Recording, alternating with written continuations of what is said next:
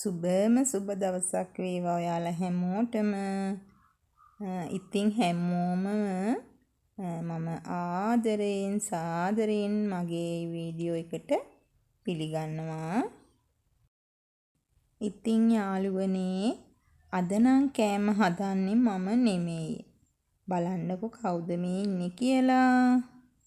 ඉතින් අද අපේ කුස්සියේ රන් කරන්නේ මගේ සුදු දෝනි තමයි. මේ දවස්වල ඉස්කෝලෙත් නිවාඩු හින්දා එයා ඉතින් කුස්සියේම තමයි. කුස්සියේ දෙවනක් කරනවා. මේ දවස්වල පොඩ්ඩක් ඉතින් ෆෝන් එකේ හැමත් එයාට බලන්න දීලා තියෙන යාළුවනේ. ඉතින් එයා ওই ෆෝන් එකෙන් දැකපු කෑම එකක් තමයි මේ හදන්නේ. වොයිස් කර ඉන්න වෙලාවේ ඔන්න එක පාටම වැස්සා කියන්නකෝ. හති දාගෙන දුවගෙන ගියා. පොඩ්ඩක් ඉතින් හුස්ම ගන්න හරි අමාරුයි මේ වෙලාවේ. ගණන් ගන්න එපා මං හුස්ම ගන්න විදිහ. මුලින්ම යා බිත්තරයක් තමයි කඩාගත්තේ භාජනයකට. ඊට පස්සේ ඒකට ගම්බිරිසුයි ලුණුයි දාලා ගෑරුප්පකින් හොඳින් ගසා ගත්තා. ඔන්න බලන්නකෝ ඉතින් මං තමයි ෆෝන් එක අල්ලගෙන ඉන්නේ. එයා ඉතින් කුකින්. ඉතින් බලන්නකෝ යාළුවනේ තෙල් එහෙම මම කිව්වා වැඩිපුර ටිකක් දාන්න අඩිය අල්ලයි කියලා. ඉතින් නෑ එයා කියනවා වැඩිපුර තෙල් දානකොටත් මේ එයා හදන කෑම එක එන්නේ නැහැලු. ඒ ක්‍රමයට එන්නේ නෑ කියනවා. ඉතින් ඒ හින්දා එයාම තෙල් ටික හිමීසරේ දාගත්තේ. මං කියන දේවල් ඉතින් අහන්නේ එයා මේ ෆෝන් එකෙන් දැක්කේ විදිහ තමයි එයා හදන්නේ. මං කිව්වා ඔක දැන් මේ ටිකක් සෙට් වෙන්න පියනකින් වහන්න කියලා. නැහැලු ඒක වහන්න නැහැලු. බලන්නකෝ යාළුවනේ මෙයා මේ රෝල්ස් එකක් තමයි හදනවා කියන්නේ. ඉතින් ඇත්තටම ගෙදර පොඩි බබාලා බත් කන්නේ නැහැ කියලා හැම අම්මලට හරි වදීනේ. ඉතින් මේ වගේ පෝෂදාහි කෑම එකක් හදලා දෙන එක හොඳයි. ප්‍රෝටීන්නේ. ඉතින් බත්ම කන්න ඕනේ නෑ ඇත්තටම. ඉතින් පුංචි ළමයි බත් ඕනනම් කටවල් 5-6යි. ඉතින් ඒ වෙනුවට බිත්තරයක් දුන්නා කියන්නේ එයාලට දවසට ඕන කරන ප්‍රෝටීන් ප්‍රමාණය හම්බෙනවනේ.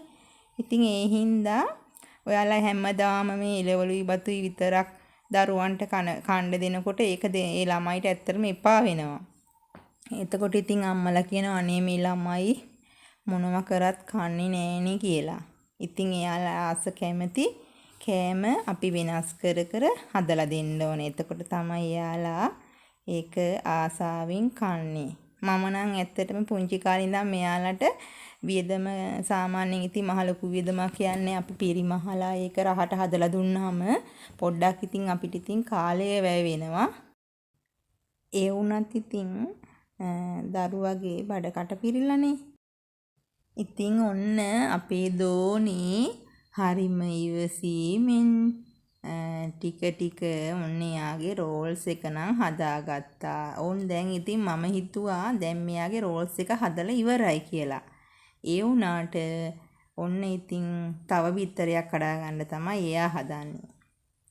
ඉතින් දැන් එයා කියනවා මේක මේ ගාන්ට ආවලු. ඒක නම් හරි නීට් එකට දැන් තියෙනවා.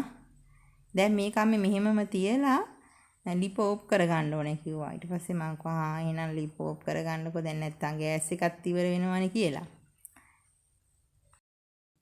එයාලට ඉතින් අපි පොඩ්ඩක් අත්දැකීමක් ගන්න ඉඩ දෙන්න ඕනේ. ඒ ඇත්තටම ඉතින් සමහරු නම් මේ ගෑස් ලිප් ළඟට යන්න දෙන්නේ නැහැ. උණු වතුර අල්ලන්න දෙන්නේ නැහැ. ඉතින් ඒ වුණාට අපිත් පොඩි කාලේ දුන්නේ නැහැ. දැන් මෙයාලට තේරෙනවනේ.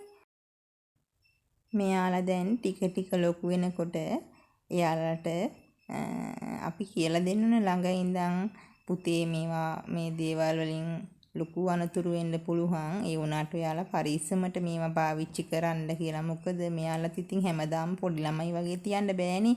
හදිස්සියේ අපිට අසනීපයක් වුණොත් අපිට උදව්වට ඉන්නෙත් මෙයාලමනේ. ඒ හින්දා තේ එකක් එහෙම වක් කරගන්න. එතකොට හදිස්සියට ගෑස් එක පාවිච්චි කරන්න එහෙම අපි ඉතින් ටික ටික දැන් මෙයාලා හුරු කරන්න ඕනේ. අපිත් ඉතින් එනකොට මෙයාලා පිටිපස්සෙන් ඉඳලා එයාලා හරියට මේවා කරනවද එහෙම කියලා බලන්න ඕනේ. ඒක තමයි ඉතින් දෙමව්පියෝ වශයෙන් අපි දරුවන්ට කරන්න ඕනේ දේ. ඔන්න ඉතින් මට දෙවෙනි බිත්තරයත් කඩලාගෙනත් පෙන්නුවා. ඒකත් හොඳටම හොඳයි යමේ බලන්නකෝ කහමදේ බෝලෙට තියනවා කියලා. ඉතින් ඒකටත් අර මුලින්ම දාගත්තු ද්‍රව්‍ය ටිකම දාගත්තා. ඒ කියන්නේ ගම්බිරිස් කුඩු ටිකකුයි එතකොට ලුණු ටිකකුයි එකතු කරගෙන ඒක හොඳට ගසා ගත්තා. දැන් දෙවෙනි පාරත් ඔන්න අර මුලින් දාගත්තා වගේ තෙල් පොඩි ප්‍රමාණයක් දාගත්තා යා. ඊට පස්සේ අර විදිහටම බිත්තරේ මේ තෙල් පෑන් එක උඩට වක් කර ගන්නවා. බලන්නකෝ ඉතින් එයා මේ කරන දේ. අපේ දෝණි මෙහෙම හිටියට උයන්ඩ විතරක් නෙමෙයි රෙදි සෝද ගන්න හිමත් හරි දක්ෂයි. ඉතින් එයා ක්ලාස් අඳින ඇඳුම් එහෙම මං එයාට හොද ගන්න කියනවා. ඒවයි ඉතින් දාඩිය කුණු විතරනේ. මඩ එහෙම තියනවා කියලාද නෑනේ. ඒ හින්දා අනික ඉතින් ටික ටික මේ ගෑනු දරුවෙක් හින්දා ගෙදර දොරේ වැඩ ටික පුරුදු කරගන්න ඕනේ. දරුවන්ට ඉතින් අධ්‍යාපනයේම විතරක් දීලත් බෑ. එයාලට අත්දැකීමුත් තියෙන්න ඕනේ ජීවත් වෙනකොට අනාගතයේදී. ඔන්න ඉතින් දෙවෙනි බිත්තරෙත් එයා ඕන් පෑන් එකට දාගන්න තමයි හදන්නේ. කලින් බිත්තරේ දාගත්තා වගේ ඒ විදිහටම දෙවෙනි එකක් දාගත්තා යා. ඇත්තටම ඉතින් මේක බලන සමහර දෙමව්පියෝ හිතන ඉතින් අපරාධේ මේ ගෑස් අපරාධේ මේකට යන මේ වියදම එහෙම කියලා නෑ. ඒ වුණාට මේ අපේ දෝණි කොච්චර සතුටින්ද දැන් මේක හදන්නේ. මම එයාට ඒ කෑම එක තනියම හදන්න දුන්නා කියලා. එයා හරි ආසාවෙන් ඒක හදනවා. එතකොට එයාගේ හිතේ සතුට. එතකොට අපිට මේකට මහ ලොකු වියදමක් යන්නේ නෑනේ. බිත්තර දෙකක් ඕන රුපියල් 80ක් වෙයි. එතකොට මේක අනික නාස්තියක් නෙමෙයි. එයා කැමැති කෑම එක එයාම තනියම හදා ගන්නවා. එතකොට එයාට නිකන් මේ එයාට ධෛර්යයක් එනවා. මම කෑම එක හදාගත්තේ මට දැන් තනියම වැඩක් කරගන්න පුළුවන් කියන හැඟීම එයාගේ හිතට එනවා. අන්නේ සිතුවිල්ල තමයි අපි දරුවන්ට දෙන්න ඕනේ. එයාට දෙයක් කරගන්න පුළුවන් කියන හැඟීම දෙන්න ඕනේ.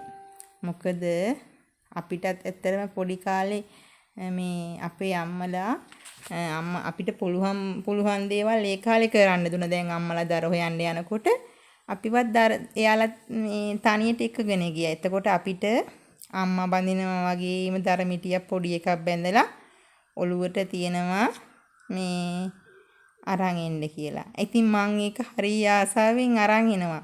මං ඒක යව්වේ කළු වෙනවා මාව මන්ට කටු ඇයිනවා සරපා ඉන්නවා කියලා අම්මලා හිතුවේ නෑ. අම්මලා ඒ අත්දැකීම මට දුන්නා. මං ඒ හින්දා ඉතින් ඇත්තටම මං සතුටු වෙනවා අද මං පොළවේ පය ගහලා ඉන්න ගැහණියක් විදිහට. මං ඉතින් මම වගේ ඉන්න කාන්තාවන්ට කියන්නේ ගෙදර තමන්ගේ දරුවන්ට කරන්න පුළුවන් පුංචි වැඩ තියෙනවනේ. පිරිමි දරුවා හෝ ගැහැණු දරුවා හෝ කමන්නේ. ඒ හැමෝටම තමන්ට පුළුවන් විදිහට තමන්ගේ පවුලට එතකොට තමන්ගේ සහෝදරියට සහෝදරයට උදව් කරගෙන ජීවත් වෙන්න පුරුදු කරන්න ඕනේ. ඒක තමයි අපි යාලට උගන්වන්න තියෙන ලොකුම දේ. අධ්‍යාපනයේ දෙනවා වගේම හොඳ ගතිගුණ, හොඳ ආකල්ප ඒවා අපි ඇති කරන්න ඕනේ. එතකොට තමයි අපි පවුලක් විදිහට, එතකොට රටක් විදිහට අපි දියුණු වෙන්නේ. ඔන්න බලන්නකො ෆිනිෂින් එක අන්තිමේට. ඔන්න යාගේ ෆිනිෂින් එක. ඔයාලා දැක්කනේ කොහොමද මේ රෝල්ස් එක අවසානයේට තිබ්බේ කියලා. එයාට ඕන දැන් සෝස් ටිකකුත් දාගන්න ඕන කිව්වා. ඉතින් මං එයාට මුලින් කන්න කිව්වා එයා ඉතින් සෝස් කන්න කැමති කෙනානේ. මං ඉතින් මට නම් සෝස් එපා කිව්වා. එයා සෝස් ගාගෙන කාලා හරිම රසයි කිව්වා. දෙවනියට මට කවන්න ලෑස්ති වුණා. මං කිව්වා සෝස් නම් දාන්න එපා කියලා. මට ඇත්තටම සෝස් ඇලර්ජික්. මම සෝස් කන්නේ පීසා හැදුවොත් විතරයි. මොකද පීසා එකට අර සෝස් දානවනේ මුලින්ම. ඒ හින්දා ඒ වගේ වෙලාවට පොඩ්ඩක් ඉතින් කනවා. ආයි චිලි ෆෙස්ටිවල්ට දානවා. එතකොටත් සෝස් කැවෙනවා. විශේෂයෙන් සෝස් ගාගෙන කනවා කියලා මම කන්නේ නැහැ. ඉතින් ඔන්න දැන් දෝනිට මම කුස්සිය බාර දීලා එයාට ඕන දෙයක් කරගන්න දුන්නානේ. ඉතින් ඒ වගේම දැන් මගේ කාර්යභාරය වෙලා තියෙන්නේ එයා හැඩි කරපු කුස්සිය මට අස් කරගන්න තමයි.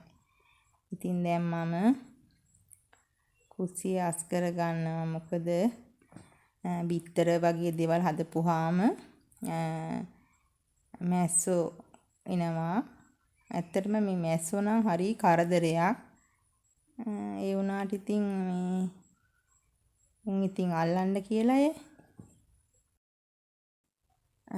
ඔන්න මම ඉතින් මගේ වෙනදා පාවිච්චි කරන ඩිස්පෝස් එක ඉවර වෙලා. ඉතින් මං අලුත් එකක් තමයි මේ සැරේ ගෙනාවේ. ඒක පොඩ්ඩක් ගාණ අඩුයි. ඉතින් මට හිතුණා මේකේ ගාණ අඩු හින්දා මේකේ මොනවා හරි අපිට පාඩු වෙන දෙයක් තියෙනවද දන්නේ නැහනේ. ඒ හින්දා කෝකටත් කියලා මම ග්ලව්ස් එකක් දාගෙන තමයි මේ මගේ සින්ක් එක මැදගත්තේ. ඉතින් ඇත්තටම මේ ඩිස්පෝස් එක හොඳට ඒකේ මේ ඇක්ටිව් වුණා. ඒ වුණාට මේ ඇක්ටිව් වගේම මේකේ කුණු පැල්ලම් ටික හොඳට ගියා. ඉතින් මට බය හිතුණා මේක අපේ අතටත් ඒ වගේම බලපායිද දන්නේ නැහනේ. සමහර විට අත හිම අර අතේ ඇඟිලි කරු හිම හැම ගියොත් ඒ හින්දා කෝකටත් කියලා වැඩි හොඳට මම ඉතින් ග්ලව්ස් එක දාගෙනම හේදුවා. ඇත්තට මේක හොඳට මේ ක්ලීන් වුණා. ඒ වගේම සැරත් ඇති. වෙනදට නම් මං ගේන්නේ ඉතින් විම් ඩිස්පෝස් එක තමයි. ඉතින් ඒ වුණාට මේ ඒ විම් ලික්විඩ් එක නම් හොඳයි. ඒ වුණාට අර පොඩ්ඩක් මේකේ ගාණ අඩු හින්දා මං කෝකටත් බලන්න කියලා ගෙනාවා. ඇත්තටම මේක ඉතින් හොඳට මේ කුණු ටික නම් ගියා. ඒ වුණාට ඒ වගේම අපේ අතේ ගෑවෙන්නත් මේක හොඳ නැති වෙති. ඒ හැම දෙයකම හරියන්න තමයි මම ඉතින් ග්ලව්ස් දෙක දාගෙන මැදගත්තේ. මං ඇත්තට මේක ග්ලව්ස් එකයි දාගත්තේ. මොකද මං දකුණු අතින්නේ වැඩ කරන්නේ. ඒ හින්දා ඉතින් මං දැන් කවුන්ටර් টොප් එක හොදගෙන පිහදාගෙන දැන් ඉතින් ඒකේ හැඩ ටිකක් බැලුවා යාළුවනේ. දැන් නම් ඉතින් මැස්සෙක් කූඹිය මොකෙක්වත් එන්නේ නැහැ.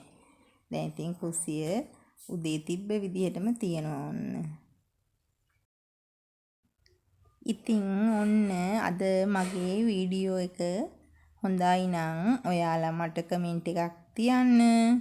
එතකොට subscribe කරලා නැත්නම් මාව subscribe කරන්න. like එකක් එහෙම දාන්න. ඉතින් ඔයාලා හැමෝටම මාත් එක්ක හිටියට ගොඩාක් ස්තුතියි. මේ වෙනු ගර්ල්